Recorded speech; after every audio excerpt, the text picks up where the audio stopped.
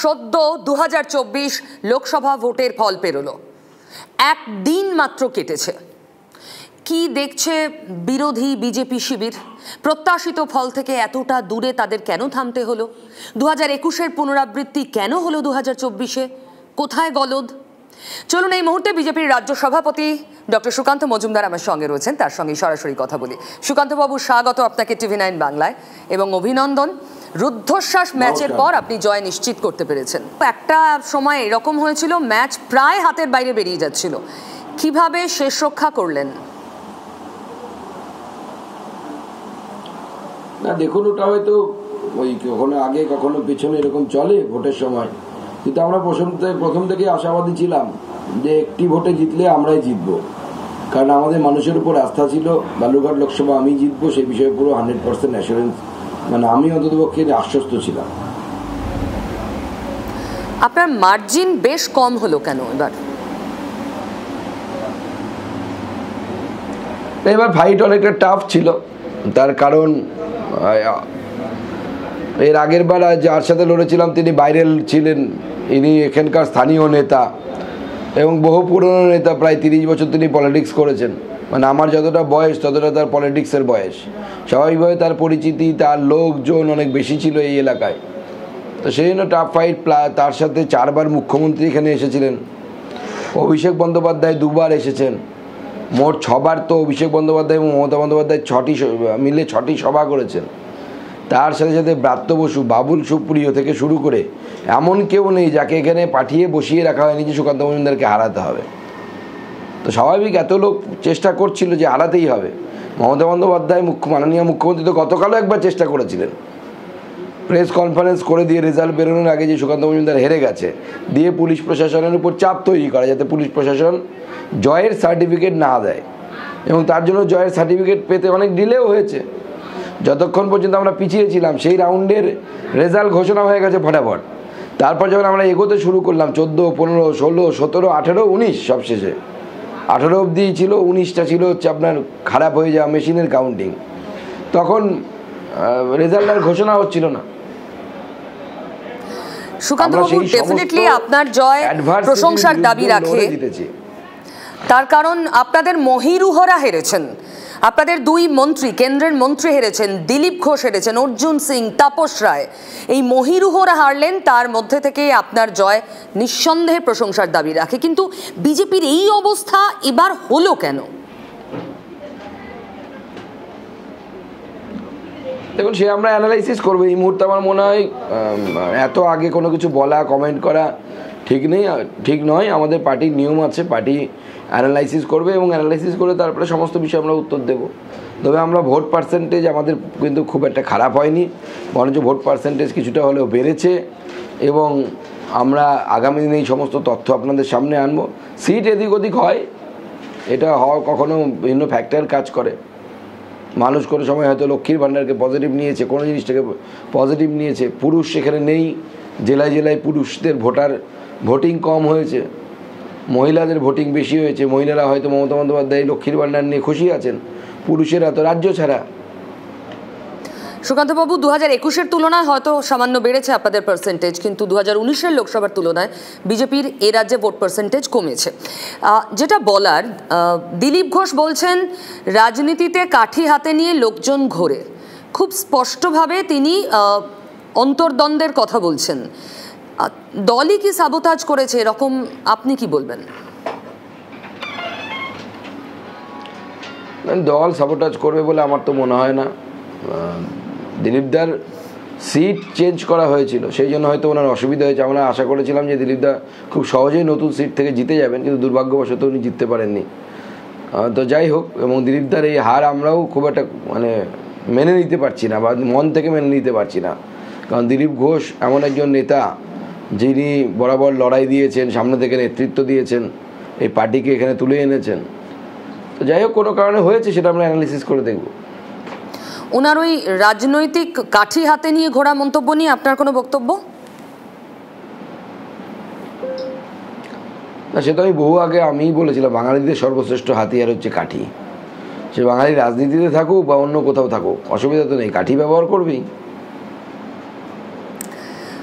দিলীপ ঘোষের কেন্দ্র চেঞ্জ করা এটা কি ভুল সিদ্ধান্ত ছিল? এখন এই মুহূর্তে বলা সম্ভব নয়, অ্যানালাইসিস করে পরে বলতে হবে, কারণ আমরা মেদিনীপুরে হেরেছি। তো কোথাও রাজ্য সভাপতি হিসাবে আপনি দায় নেবেন? দেখুন, রাজ্য সভাপতি বিজেপিতে নিয়ম হচ্ছে রাজ্য সভাপতি থাকলে তাকে দায় নিতেই হয়, কিন্তু রাজ্য সভাপতির ডিসিশন নেওয়ার ক্ষমতা সব তো থাকে না। রাজ্য সভাপতিকে সবার সাথে আলোচনা করে ডিসিশন নিতে হয়, সিদ্ধান্ত নিতে হয়। দায় আমি নেব, আমাকেই নিতে হবে, কেউ তো দায় তো নেবে না। দায় নেওয়ার বেলা সুকান্ত মজুমদার আছে, সুকান্ত মজুমদার ভয় পায় না দায় নিতে। মানে আসন বদলের সিদ্ধান্ত আপনার ছিল না? এই বিষয়ে বাইরে কিছু বলবো না। সুকান্তবাবু, আপনি না বললেও ইশারাই যথেষ্ট হয়। একটা কথা বলুন, লক্ষ্মীর ভাণ্ডার এটা কি কোথাও একদম কুপোকাত করে দিল বিজেপিকে? সন্দেশখালি দাঁড়াতেই পারলো না? হতে পারে, আমরা অ্যানালাইসিস করে দেখতে হবে, অ্যানালাইসিস করে তবে বলতে পারবো। এই মুহূর্তে বলার মতো জায়গায় আমি নেই, আগে আমরা অ্যানালাইসিস করি, করে তারপরে বুঝতে পারবো। সিএ আপনাদের ক্ষেত্রে বুমেরাং হলো এ রাজ্যে। মাত্র 2টো আসনে ডিভিডেন্ড পেলেন, বনগাঁ আর রানাঘাট। তার বাইরে হারতে হলো অনেক বেশি। দেখুন, সিএ আমরা পাওয়ার মতো, ডিভিডেন্ড পাওয়ার মতো জায়গা হচ্ছে কয়েকটি লোকসভা। আর সিএ কি, এই বিষয়টি এখনো নিচে নামেনি। নিচে নামুক, তখন সিএ ডিভিডেন্ড আমরা পাবো বলে মনে হয়। এখানেই বলছি, আপনারা বোঝাতেই পারেননি মানুষকে। উল্টো দিকে মমতা ব্যানার্জি ওয়ান লাইনার দিয়েছেন, আপনি ফর্ম ফিল আপ করলে, আবেদন করলেই আপনাকে দেশ থেকে বের করে দেবে। এটা কোথাও সাকসেসফুল হয়েছে তৃণমূল? দেখুন, মিথ্যে কথা বলে যদি কেউ সাকসেস পায়, তো সেটাকে কি সাকসেস বলা উচিত? মিথ্যে কথা বললে কেউ ভালো মিথ্যেবাদী, সেটা তার ক্রেডিট হতে পারে, অবভিয়াসলি রাজনীতিতে হয়তো হতে পারে। সুকান্তবাবু, সন্দেশখালি নিয়ে আপনাদের কেন্দ্রের নেতারা, স্বয়ং নরেন্দ্র মোদী প্রায় প্রত্যেকটা প্রচার সভায় তিনি প্রচারে ঝড় তুলেছেন। তিনি বলেছেন সন্দেশখালি হবে বাংলায় আগামী দিনে ঝড়ের নাম। সেই সন্দেশখালি আপনাদের ডিভিডেন্ড দিল না। কোথাও আপনারা রাজ্য নেতৃত্ব যারা আছেন, তারা কেন্দ্রীয় নেতাদের যা বলছেন, যে ইস্যুটাকে তুলে ধরছেন, সেখানে কোথাও খামতি থাকছে? দেখুন, সন্দেশখালি ইস্যু অবশ্যই পশ্চিমবঙ্গে মহিলাদের মধ্যে নাড়া দিয়েছে। সন্দেশখালি ইস্যুতে তো ভোটের বিষয় নয় শুধু, সন্দেশখালি ইস্যু মহিলাদের ইজ্জত, মহিলাদের মান সম্মান, অনেক বিষয় এর সাথে জড়িত আছে। তো আমার মনে হয় এখনই এই বিষয়ে মন্তব্য করার সময় আসেনি। সময় আসুক। একসময় সিপিএমও বছরের পর বছর জিতে চলে যেত। 34 বছর সিপিএম জিতেছিল, তখন মনে হতো সিপিএম কি বিরাট শক্তি। আজকে আমি যখন গতকাল আমার ভোটের রেজাল্ট দেখছিলাম, এক একটি বুথে সিপিএমের ভোট দেখে আমার কান্না পাচ্ছিল। কয়েকটি বুথে যদি সিপিএম ভোট পেতো তাহলে আমার সুবিধা হতো। তো এই হচ্ছে অবস্থা। সময় সব থেকে বড় শক্তি। কিন্তু আমরা তখনও ছিলাম, এখনও আছি, আগামী দিনেও থাকবো। বিজেপি থাকবে। 24-এর এই ফলের পরে 26-এ এ রাজ্যে খুব ভালো কিছু আশা করছেন? মনে হয় এত কম সময় রিকভার করতে পারবেন?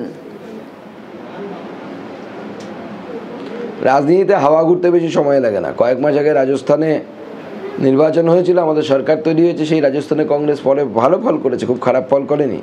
তা আমারও মনে হয় আপনারা অপেক্ষা করুন, হাওয়া ঘুরবে এবং 26-এ বিজেপির সরকার তৈরি হবে। আমি এখনও আশাবাদী।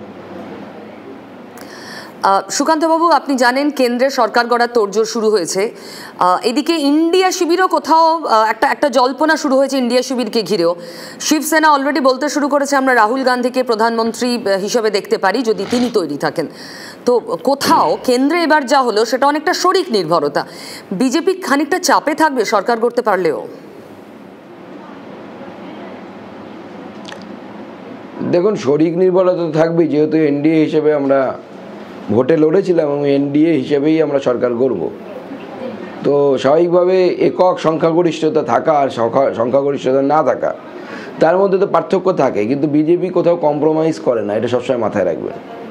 বিজেপি দেশের স্বার্থকে সবার আগে রাখে। দেশের স্বার্থের সাথে যেখানে কম্প্রোমাইজ হবে, বিজেপি সরকারে থাকাটাকে অতটা গুরুত্ব দেয় না। সরকারে আজ নেই, কালকে আবার আসবে, অসুবিধা কী আছে? কিন্তু একা 303 আর শরিক নিয়ে ম্যাজিক ফিগারে পৌঁছানো, দুটোর মধ্যে তো অনেক তফাৎ আছে।